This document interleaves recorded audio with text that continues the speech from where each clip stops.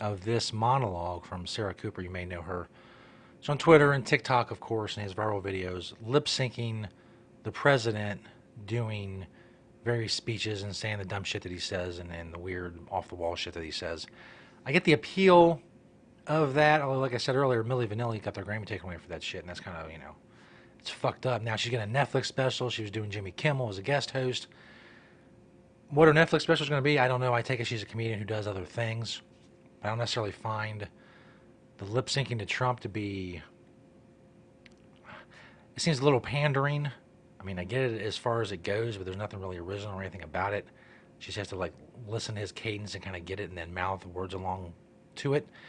In any case, she wouldn't have a Netflix special or be guest hosting Jimmy Kimmel if she was making fun of Biden or somebody else. She would have a right-wing following, but she wouldn't be in these types of shows. She's getting these things because she's hammering Trump, who makes himself a pretty easy and obvious target, of course. Let's check out this monologue that she did. Let's see about her chops as far as a Netflix special are going to be with her guest host monologue on Jimmy Kimmel. Hi, I'm Sarah Cooper, and I have an announcement to make.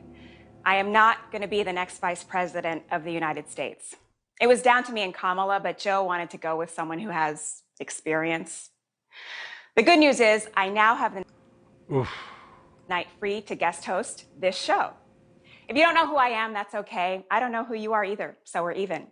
Basically, I'm the reason your grandpa downloaded TikTok. But that's fucking horrible. Absolutely fucking horrible. We're 24 seconds into this. And full disclosure, I'm high as fuck. But this is fucking atrocious. Don't blame me. Blame my nephews, Ryan and Tyler. If they hadn't shown me TikTok, I never would have started lip syncing A Certain Stable Genius. Because he hasn't taken any cognitive tests because he couldn't pass one. I actually took one when I very recently when I was, the radical left was saying, "Is he all there? Is he all there?" And I proved I was all there because I aced it. I aced the test. And they said a female president would be too emotional. Once a month, she'll go crazy, they said. Can you imagine a president who only goes crazy once a month? But without a crazy president, I wouldn't be here. So thanks, Trump, Tower Moscow. This year has been insane. I'm sorry, that's offensive. This year has been presidential. I started this year doing a late night set at a pizza place in Jersey City. Now, here I am, hosting a late night show in a vacant house. Actually, the number of people in the audience is exactly the same. I've never hosted a late night show before, so I did a little research and I figured out the 3 things I can do to look like a late night TV host. Number 1, the point. Nailed it. Number 2, the hand clasp. Got it. Number 3, the look like I'm explaining something.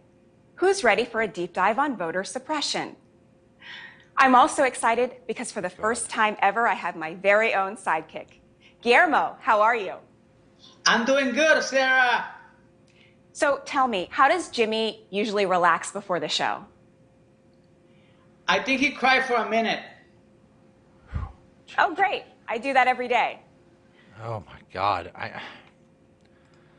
I don't know. I mean, again, as I always say, comedy is subjective, of course, but this is fucking mind-numbing. I don't know if she wrote this, if the Kimmel writers wrote this, if the same people are going to be writing her Netflix special. I don't know.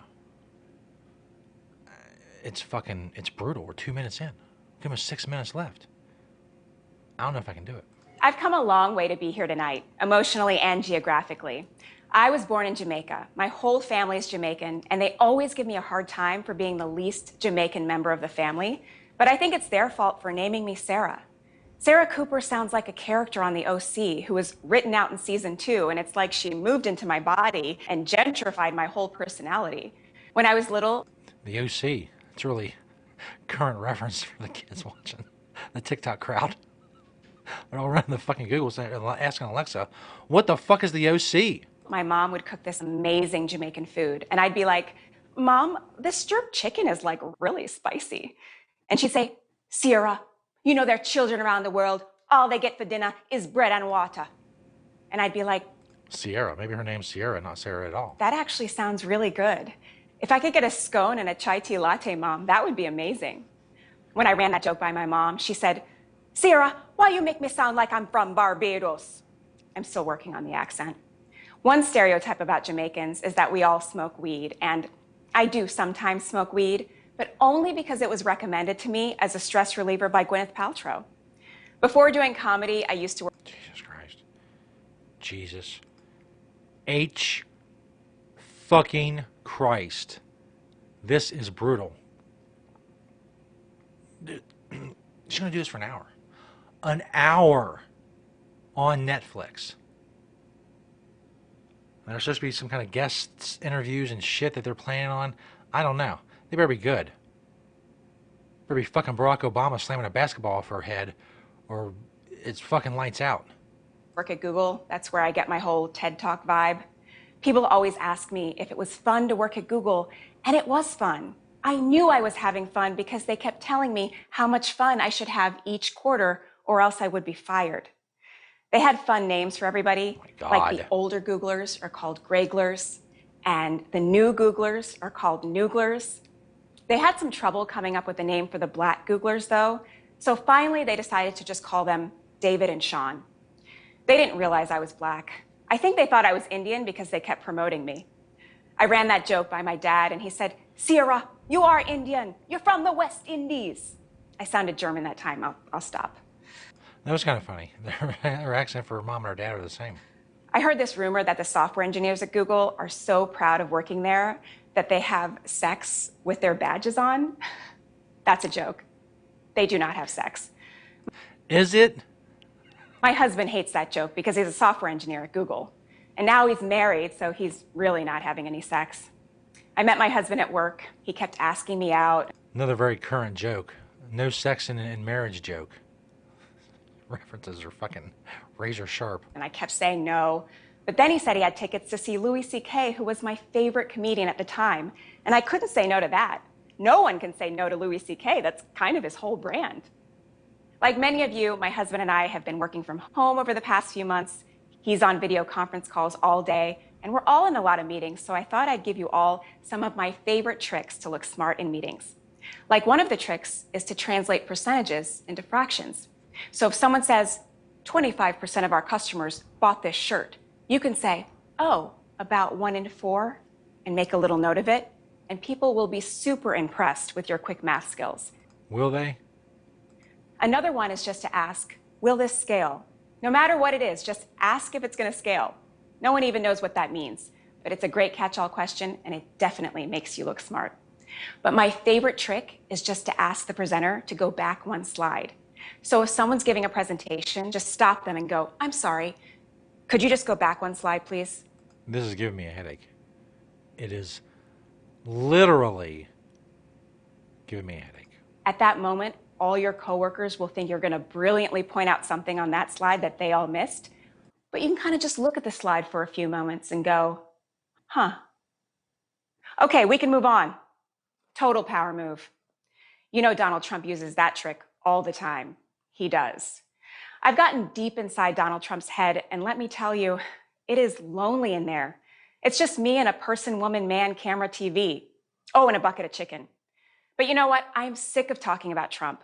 Part of the reason I was so excited to guest host tonight is because I wanted to show everyone that I'm more than my Trump impressions. So I asked my followers to send in some questions Boy, you're nailing that shit. about the real me. Let's take a look. Hey Sarah, I love your Trump impressions, but do you ever feel like you're starting to become more like him? Is that really an impression, though? I mean, she looks nothing like him. She's not doing a voice. She's not doing his movements and mannerisms. She's doing her own. So it's not really a Trump impression. She's lip-syncing Trump in the very same way that Milli Vanilli were lip-syncing those other singers back in the day, and they got their fucking Grammy taken away. She gets a Netflix special. But it's not an impression at all. What a stupid question that is. What a stupid question. You ask a lot of stupid questions. See, she's doing her. She's not doing Trump. She's not doing Trump's mannerisms or voice or anything. She's just mimicking, well, I get some fucking letters, mimicking what he says in her own way. is not in any way, shape, or form an impression. Okay, go ahead. Next question. Hey, Sarah, how many new followers have you gotten since your Trump impressions went viral? I have so many followers. You know, I have 5 different platforms. You add it all up, and it's like over 150 million people. That's a tremendous. And plus, she can do these. She can do these take after take of this shit. How many takes did it take her to do these TikTok videos, or what she's doing right now? Something slightly off. Do it again. 20 million people are going to see it. Spend a couple hours on it. Tremendous amount of people. Thank you. So if See, she winked. Have you ever seen Trump wink? It's not a fucking impression. Trump loses in November, are you still going to be doing impressions of him? Maybe that's a question you should ask China. Don't ask me, ask China that question, okay? When you ask them that question, you may get a very unusual answer. Yes, behind you, please. I gotta be honest with you, I don't see the humor in this beyond the first 10 or 15 seconds. The first 10 or 15 seconds, you see what she's doing, and that's all she's ever going to do. Is do her own mannerisms and movements and lip sync stupid shit Trump says. And she's turned this into a Netflix special. It's such a fucking weird time. Hey, Sarah. It was my birthday on Sunday, and I was wondering if you could wish me a happy birthday. And you could just do it as yourself. You don't have to do it as Donald Trump. Earlier this week, I understand you marked another important milestone. I know everyone here joins me in wishing you a very happy birthday. Happy birthday. Hey, Sarah, congratulations on hosting Jimmy Kimmel Live. I was wondering, have you ever met Jimmy? And if so, what's he like? Jimmy Kimmel. No talent. 2 or 3 times I did a show before this whole. Now I wouldn't do a show. That guy's terrible. Oh, but aren't you doing his show, like, right now? Everybody knew I was being sarcastic and joking. When I first got to know Jim, I'd said, he never wears a jacket. He's obviously very proud of his body. There he is. Look at that guy. You're the champ. You're the best. So there you have it. Now you know the real me. Wow. I'm glad we know the real her now.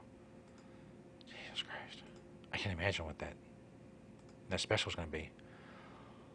Holy crap. I got to recover. I'm glad this is kind of a, I'm going to add shit into this break to make it super long so I can just keep my shit back together.